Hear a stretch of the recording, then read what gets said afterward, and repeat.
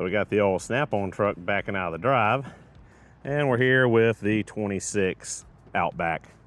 And we are just at 5,000 miles. I think we're at 5,050, 5,060. We were on the road yesterday when we rolled over, and it's time for an oil change. So need to restock. This is my last of the 170 oil filters for this thing, and we are putting 530 Edomitsu synthetic in it. I'm pretty sure when I had the oil change at 2,500 miles in Wisconsin, they told me they put 530 in it, and I think it was on the sheet because the 2.4 turbos were running 530 synthetic up until 25, unless this is a mess up, because the oil cap shows 020 on our 26 here, and they were adamant that it was 530. And I said, well, it says 020 on the cap, and I think the owner's manual does as well, but we're gonna put it 530 in it because we've seen all the issues with 020, destroying all the GM V8s, all the other stuff. Say what you will, say what you want, show me whatever lab results you want about oil viscosities, yada, yada, yada. I don't care. I don't care about the 1 or 2 MPGs that I pick up from running 020 versus 530 in this thing. And what the US is doing for CAFE standards, running this 020, 016, 08 oil. I'm gonna run 530 in my car, and you know, it's my decision to make. So we're gonna switch it over to the 530 now. I wanted to run the 020 for the first 5,000 miles, just in case there was any initial quality concern, engine failure, that, hey, Subaru wasn't gonna say, well, you ran 530 and it says 020 and that's why it didn't break in and that's why we had engine issues. I didn't want to risk any kind of thing with that, any kind of jeopardy. Not to say they would, but you never know. So I'm gonna go ahead and get to this oil change now. Snap-on man and I talked a little too long, so hopefully this ain't cooled down too long, and the wife's got to go out and get groceries and stuff for this winter blast we got's coming. So let's go ahead and get this oil change. So just based off the intro, I'm sure a lot of you are seeing this isn't my normal style of video. It's more of a blog style video. Did pick up this from the Snap-on man. Don't buy a ton of Snap-on anymore just because I got basically to everything, and I don't need any more tools, but I'm still a toolaholic, and these little Nano Access have been great, and they just came out with the second version of it, where it's got this tiny little 1/4 inch, not quite battery ratchet. They call it a right angle screwdriver, but I think that's gonna be phenomenal. And they got the no little pistol grip, and it's now got the hex, 1/4 hex bit holder instead of the 1/4 anvil like the first version. So that's what I'm really excited about. That's why I bought this set, really just to get this one driver. So again, I'm gonna get under here, start draining this oil out. Got our AST Subaru oil funnel in there. One thing I complain about every time I change the oil on this thing is they could have gave just a hair more slack in this AC hose, because you got to kind of push it down to get this in here, because otherwise it cocks it out and it won't thread in there. And I'm afraid I'm gonna cause a leak in this AC line. We know about the Forester and Crosstrek and Impreza AC line leak issues due to hitting it with the battery when you pull it out. Also, not lost any coolant. We're still at full, so good on that. No using any coolant on the break-in process of this this engine here. And today's ratchet of choice, Koken Z Series 72 tooth long handle 3/8, 17 millimeter. Thank God they went back to the 17 millimeter oil drain instead of the 14s that were stripping. Them boys at Subaru really snug this booger down. There we go. Got that broke loose. Get our good old OTC Drain Plug Pro. Keep from spilling that hot oil on ourselves and making a big mess. Right in the bucket. Let that drain.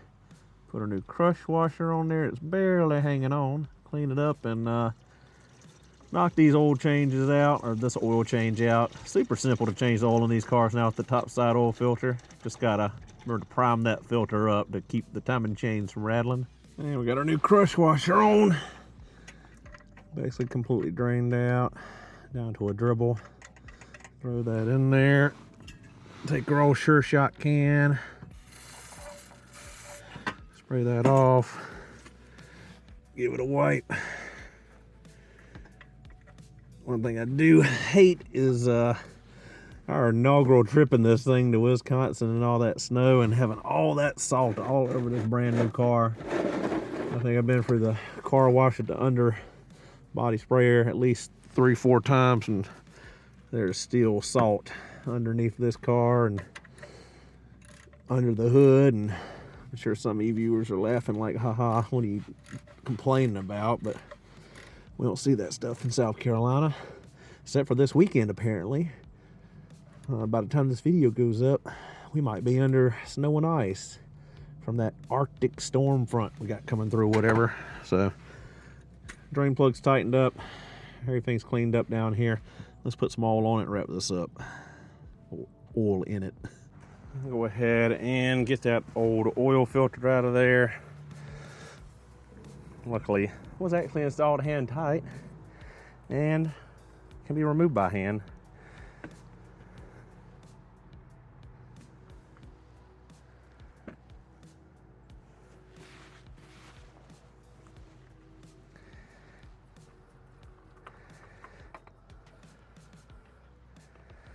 Go ahead and bag and tag this oil filter with today's date and the mileage, just in case any kind of issue crops up. It is documented, and we got the oil filter for any kind of analysis needed for warranty purposes with Subaru. Is it necessary? Absolutely not. Am I being overly precautious? Absolutely, because this is a $50,000 car. And I'm sure going to protect myself, since I do my own maintenance and service, not the dealership, and there is no record, honestly, other than the video evidence presented here. So there's no ifs, ands, or buts about any of this, using all genuine Subaru oil filters, oil, and any other parts needed on this vehicle for its life, just like every other Subaru vehicle I've ever owned. Get some oil on that O-ring, and we thread her on and tighten her to spec, which, if you want to put a socket and a torque wrench on it, is 12 to 16 Newton meters. Or to contact and 1/4 of a turn, I believe, is the other quote-unquote spec for this filter.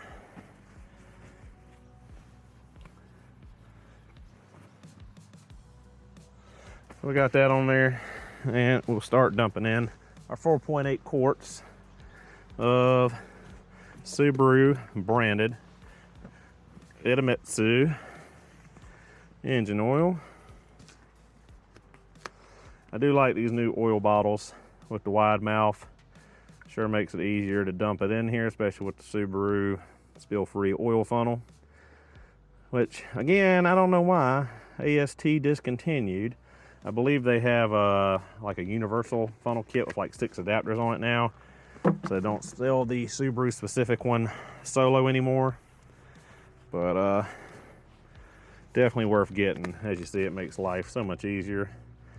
And just doing your own oil changes at home. One hand operation. You don't have to hold the funnel with one hand and the oil bottle with the other and worry about it spilling or coming out of the recess there where the oil cap goes. Like I said, I do gotta get a move on with this service. Wife needs to go to the grocery store and run some errands, and she don't want to take my old white Outback. She wants to take the brand new car, of course. And I got a lot of activities to get done around the farm, especially with that winter storm apparently approaching. Got to go ahead and plow the garden for this year, get that started, disc it up. We're making a bigger garden this year than prior years, so got to fence it all in. So that's why we're getting such an early start here in January on that. Gonna try to have video on that on the farm channel for any of you that are interested in following along with stuff other than Subaru repair. At Home on the Farm. I'll put it up on the screen. That's my second YouTube channel for those of you that do not know about it. Check it out. I do not upload very frequently on there, but I'm trying to get better with it. And we got a customer sandbar here for a time belt water pump job that needs to be done. I think it's been here almost a month.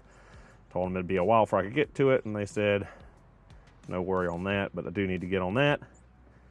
And got to get with the bank about the final plans for the new shop. Finally a new shop. I've been talking about it for years with you guys, but I think we finally have our approval. We've been working with the bank since September. It's been a long, tedious process, but I think we are finally going to be able to start building the new shop and hopefully have it ready to start filming videos in, hopefully by the summer. It just depends on how quickly my bank works, how quickly I can get the concrete poured and the building erected on it. But 6,000 square foot, 60 by 100 by 18 or 20. Haven't decided on that yet. Got multiple quotes from steel building companies, but hopefully that is coming soon. So no more driveway videos and no more working on jack stands, oil ramps, all that stuff. Finally back to having a 2-post lift. Oil change is complete. Back in the Outback now. 1 foot on the brake, gas pedal fully depressed, and push the start button. We're waiting for that oil pressure light to go out. Do not exceed 30 seconds of cranking. You see we're at 5,064 miles. Oil lights out, so foot off the gas, foot over to the brake, and good to go. Let's get this thing off the ramps and get it to the wife and find something else to get into.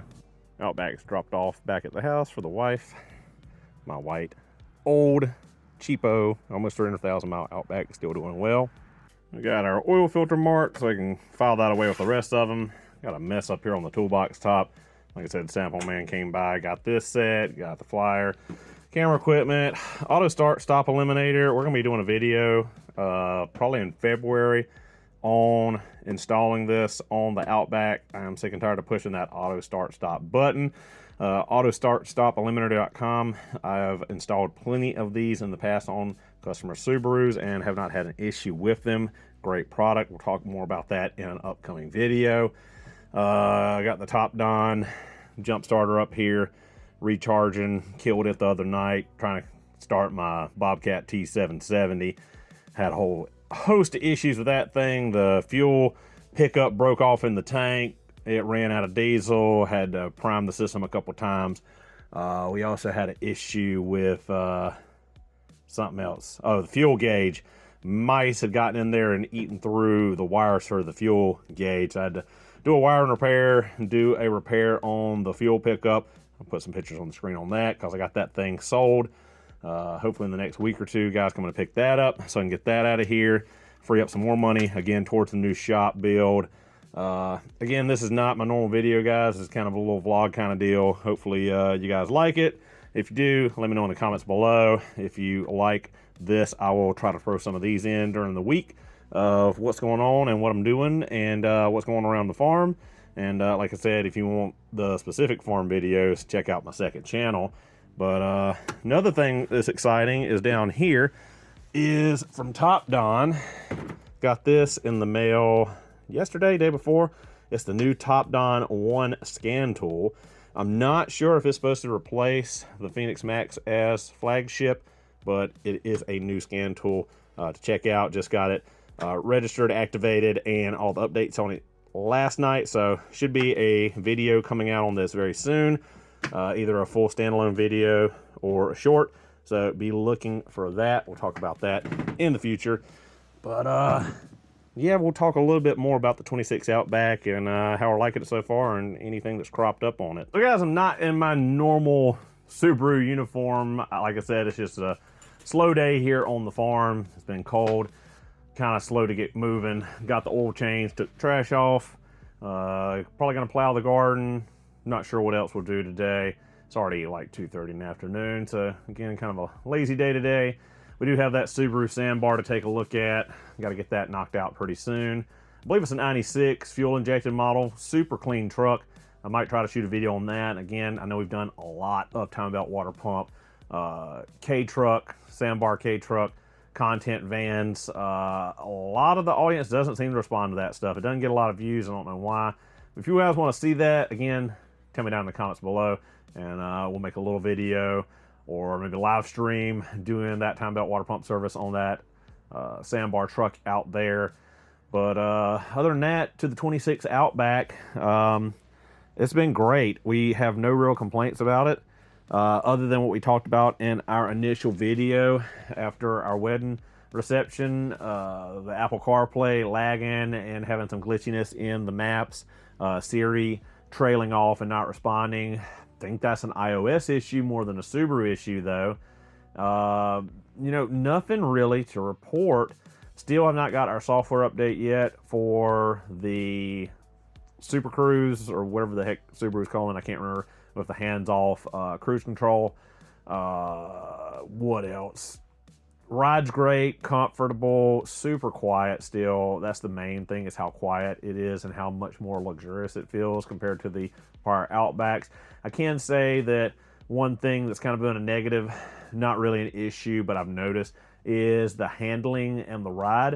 It rides very smooth and everything like that, but in really tight cornering or on ramps, off ramps, I do notice more tire noise in the new Outback versus prior Outbacks, and I'm sure that a lot of that's got to do with body roll and the increased ground clearance compared to the older ones. This is more of an SUV than a station wagon, car / ride, so there is a little bit more. You can hear the tires in the back when you really go into a curve stoutly. It could be the tires. I think it's Bridgestone tires on this. I'm normally a Michelin Defender runner on most every Subaru I got. I run a Michelin tire on it. But that's really my only gripes. I haven't had any real problem. Fuel economy is exactly what I expected. I haven't really been tracking it, but it's in the 20s, which for a turbocharged brick of an SUV, that's pretty much what I expect with a Subaru and having all-wheel drive. Mid-20s, upper 20s, low 20s is what I normally average in any of my Subarus, so nothing abnormal. And it's turbocharged, and you don't have to run 93 octane in it, so that's been great. I do run non-ethanol fuel in it. I've run non-ethanol fuel in it since I bought it, so I always go to the Quick Trip or Circle K and pay extra for non-ethanol. Does it really make a difference at the end of the day? I don't know, but I don't want to run ethanol. If I'm buying gas, I want to buy pure gasoline. I don't want to water down with ethanol. I already know what ethanol does to a lot of fuel systems, carburetors, and all that other stuff. I just don't want to run it through my vehicles. I don't run it in my old 2015 Outback with 267,000 miles on it. I don't run it in the 2026 Outback. I don't run it in anything if I can, especially didn't run it in my sandbars with a carburetor on it. I don't run it in my lawnmowers. I don't run it in my chainsaws. I try to get non-ethanol gas every single time. Might be just blowing money, wasting money, who knows, but I feel better running it. You know, is what it is. Personal preference, I guess, at the end of the day. So we have done a whole lot of nothing so far in this video other than me talking and yammering. We changed the oil in the wife's Outback. We talked about what I bought on the Snap-on truck. We talked about the second YouTube channel. Talked about the 26 Outback. Here we are at 5,000 miles in right at 3 months. We bought it into November, mid-November, and here we are in January. So right at 3 months of ownership. Still love it. Still would buy it again. One thing that I've noticed in our travels after we bought it, I have not seen a single other 2026 new body style Outback on the road. And I wonder what that is. I don't know if they're not selling. I don't know if they're not popular. I've seen a lot of negativity online, Facebook groups and stuff of the new redesign and people not liking the look of it and all this stuff. But guys, go drive one. Go drive one. Just the noise, sound deadening, the ride, everything, like interior-wise, exterior-wise, it's just so much better. I know a lot of you hate it because it looks fugly. I don't know if I need to censor that on YouTube or not, but it does kind of look ugly in the front end. I still don't like the split level headlights, but otherwise, it's great. I really do like the styling of it, and it's really grown on me. And seeing's believing, driving's believing. Go test drive one. I'm not here trying to bolster sales for Subaru. I think a lot of them are still stuck between Japan and the US. I think there's a big backlog right now, as a lot of it. Passed by one Subaru dealership in Charlotte yesterday, and I only saw 2 on the lot. So they probably just aren't getting them in. And when they are, it's very small amounts they're selling. And I'm just not running into them. Like I said, I've not passed a single other 2026 Outback, any trim level, in the last 3 years of owning this one, or 3 months of owning this one. So again, I don't know if it's slow sales, low sales, or just inventory issue, because we were very late getting them. So we'll see. Again, thank you guys for watching. Hopefully I didn't bore you to death. Again, if you like this style video, let me know in the comments below. And I'll see you guys in the next one. Have a good one.